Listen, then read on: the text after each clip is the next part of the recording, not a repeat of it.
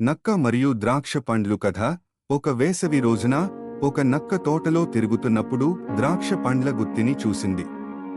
ద్రాక్ష పండ్లు చాలా రుచిగా కనిపించాయి మరియు నక్క నోట్లో నీళ్లు ఊరుతోంది. ద్రాక్ష రుచి చూడటానికి నక్క ఎగిరి పండ్లను అందుకోవాలని ప్రయత్నించింది, కానీ విఫలమైంది.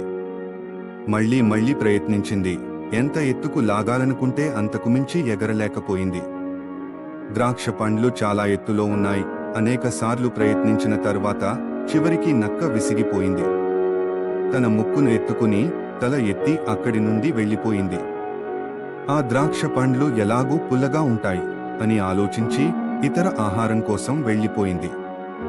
నైతికం: మనకు అందని వాటిని తక్కువగా అంచనా వేయడం సులభం. ఈ కథ మనకు చెబుతుంది, మనం సాధించలేని వాటిని మనం తక్కువగా అంచనా వేయడం లేదా అవసరం లేదని చెప్పడం సులభం.